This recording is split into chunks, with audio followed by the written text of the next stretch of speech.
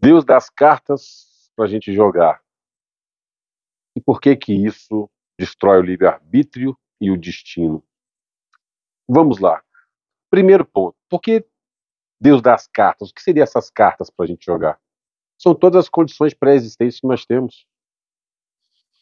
Nossa bioquímica, nossas faculdades mentais, todas as capacidades que temos como ser humano, que é única. Nenhum outro animal tem as capacidades que nós temos. Então Deus deu essas cartas para a gente. A capacidade de se autorregular, de se autocurar, uma biologia completamente perfeita, tá? E uma alma, uma essência dele, uma fração dele. Somos a imagem e semelhança de Deus. Temos uma fração divina em nós, cada um de nós, que é a nossa alma, o nosso eu essencial. E ele está como em nós, através da nossa respiração, nosso prana, nossa energia prânica que nos sustenta, que nos faz ser vivos, o que mantém o nosso corpo animado. Nós somos animados, falamos, executamos, vivemos, baseados no quê? No prana, na energia divina que nos abastece, que entra pela nossa respiração, pela pneuma. Certo? Nascemos nesse mundo dual quando respiramos. E vamos embora dele quando paramos de respirar. Tá? Então, essas cartas nos oferecem total condição de voltar a ser um com Deus. E esse é o jogo. Voltar a ser um com Ele. Esse é o jogo de todo ser humano. Essa brincadeira. O tabuleiro é esse. Você encarna e você tem que aprender o caminho de volta. Para isso, ele te dá todas as condições, que são as cartas, todas as capacidades que você precisa para conseguir passar por todos os obstáculos e voltar a ser um com ele. E por que isso destrói o livre-arbítrio e o destino? Primeiro, o destino é no sentido do entendimento que temos. Temos o entendimento que destino é o que você passa nessa vida, o que lhe acontece nessa vida, o que é recorrente. Então, uma pessoa, por exemplo, falar todo mundo que eu conheço me quer mal, todo mundo que eu me relaciono, as amizades que eu faço, eu sempre me dou mal. Parece que eu atraio essas pessoas ruins. Então, para a pessoa que é o destino dela, atrair pessoas ruins e não conseguir ter uma vida do jeito que ela quer, tranquila. Esse destino não existe. Isso é errado. Então, quando fala que Deus dá as cartas para você jogar, destrói essa questão do destino, por quê? Não está conectado ao destino nessa vida. Até porque, esta vida, se você está atraindo esse tipo de pessoa, é porque você está com um padrão de comportamento que te leva a atrair esse tipo de pessoa. Se você muda esse padrão através da busca de autoconhecimento, do entendimento de si, uma vez que você muda a tua compreensão sobre o que acontece, sobre a vida, você muda os seus padrões de comportamento. Uma vez que você muda os seus padrões de comportamento, você muda o que vem para você, o que você atrai. Uma vez que você muda o que você atrai, aquele tipo de pessoa já não vai mais ser atraída por você. Seu comportamento mudou o padrão. Então acabou o destino nessa linha de raciocínio. Então, quando a gente fala em destino real, é esse caminho de volta a ser um com o Pai. Esse caminho de volta é o destino, aonde você vai ter que cumprir todas as etapas e voltar a ser um. E cada encarnação, desde que nascemos, nós estamos criando karmas. Karmas são as nossas ações no mundo experienciado. Estes karmas, nós produzimos karmas bons e ruins. Os karmas ruins nos retardam, nos atrasam. Então nós temos que voltar a atender ao destino, voltar a ser um com Deus. Esse destino, ele continua. Seu destino é voltar a ser um com Deus. Então você tem que, ao longo das suas encarnações, ir corrigindo as suas falhas, para que você vá se elevando espiritualmente até voltar a ser um com Ele. Então, quando a gente fala que destrói o destino, está errado. Nesse sentido do destino real, não é uma encarnação que você vai destruir o destino, até porque o destino você não destrói. O destino é você voltar a ser um com o Pai. Agora, o destino que você é colocado na sociedade é o que você passa nessa vida, o que você está fadado a viver. Como eu coloquei agora, a minha vida, nada que eu faço dá certo. Tudo que eu tento fazer dá errado, é o meu destino. Esse destino, você não existe, porque esse destino, se você tem todas as cartas na mão e sabe que você tem essas cartas na mão, você destrói esse destino. Você pulveriza ele a partir do momento que você entende que esse destino ele é consequência dos padrões de comportamento que você tem. Então, se você muda padrão de comportamento, você mudou o seu destino. Agora, você é impelido sempre a passar por uma situação decorrente do destino da sua existência.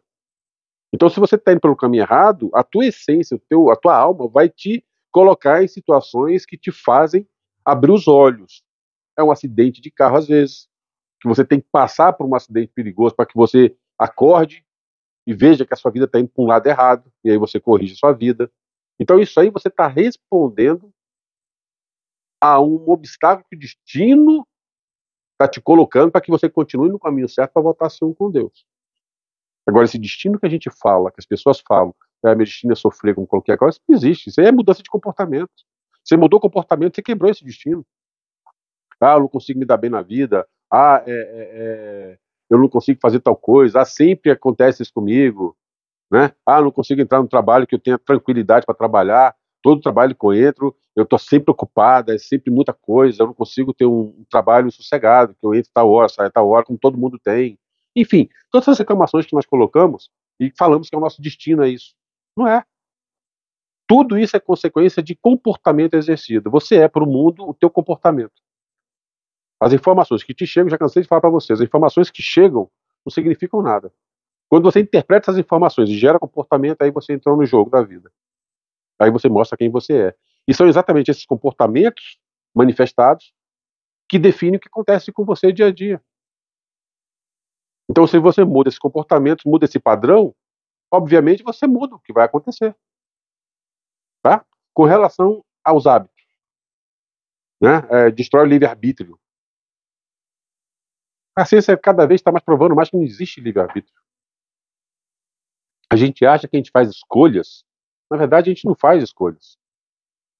Essas opções que a gente achou que a gente escolheu já estavam pré-determinadas no nosso inconsciente. Estudos comprovam que de 95% a 97% do seu dia, você é simplesmente responsivo. Você responde a programas de comportamento já instalados.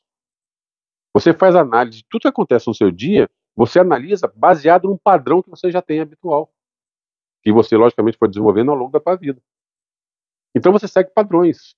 Ou seja, 95% a 97% do seu dia, você é responsível a programas já instalados de hábitos. E aí, dentro desses 97%, você acha que você fez uma escolha. Ah, hoje eu vou almoçar no restaurante. Ou vou almoçar em casa.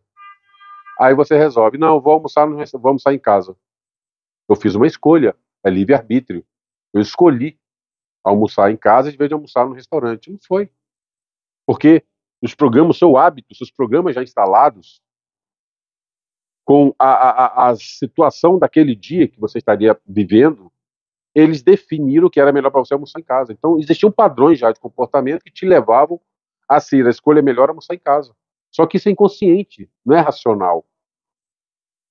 E aí você acha que você fez uma escolha, mas não fez, porque aquela escolha de almoçar em casa, ela foi induzida por esse padrão de comportamento que você tem. Ah, tá bom, e os 3% que não está nesse aspecto responsivo de inconsciente? Esses 3% você acha também que está fazendo escolha. Ah, eu estou sendo racional aqui. Eu estou decidindo se eu assino esse contrato ou se eu não assino. Aí você acha que ali você está sendo racional. Também não está. Porque você está decidindo aquilo ali com base em memórias. Suas memórias são passado. Então você está sendo induzido por memórias que você tem. De passado, de situações, de assinatura de contrato que você passou, que você ouviu falar, e aquele tipo de contrato que tinha que ter um certo cuidado, ou que não, que pode assinar porque essa empresa é boa, tal. Então você tem uma série de memórias que vão te influenciar naquela decisão. Então esses 3% também, a diferença é que não são influenciadas por hábitos que você tem. Elas são influenciadas por memórias. Os hábitos são memórias? São, mas são memórias instaladas, arraigadas, que se tornaram um comportamento. Esses 3% não, você está decidindo ali, mas vão vir memórias de fatos que aconteceram. E eles te seduzem, eles te direcionam para um tipo de resposta. Tá? O livre-arbítrio seria você estar completamente conectado com aquela decisão naquele momento, sem ter nenhuma memória para poder te influenciar. E essas capacidades nós não temos. A não ser que você seja um mestre realizado. Então, quando falamos em livre-arbítrio e destino, não existe a partir do momento que você tem todas as cartas na mão. No momento que você entende que você tem a capacidade de ser e ter o que você quiser, porque você tem essas cartas dadas por Deus, pelo divino, o que está acontecendo na sua vida depende única e exclusivamente das suas ações, do teu entendimento sobre elas. Então tudo você pode mudar. Tudo você pode mudar. E uma vez que você muda o seu padrão de entendimento, de comportamento, você automaticamente também retém memórias diferentes. E essa retenção de memórias, de padrões de comportamento, faz com que você tenha decisões diferentes. Sejam elas dentro dos 3% ou dentro dos 97%. Porque as suas influências serão outras. Então suas decisões serão outras. Então percebe que qualquer decisão que você tenha está baseado no teu histórico de vida. Como é que vai ter livre-arbítrio assim? Não existe, gente. Isso é uma história linda, bacana, para te dar um certo poder de eu tenho uma autoridade de decidir minha vida, mas na verdade você decide sua vida muito antes disso. Você decide sua vida no dia a dia, criando comportamentos baseados nas coisas que lhe acontecem. Os traumas de infância, principalmente na primeira infância. Primeira infância é praticamente que decide a nossa vida inteira.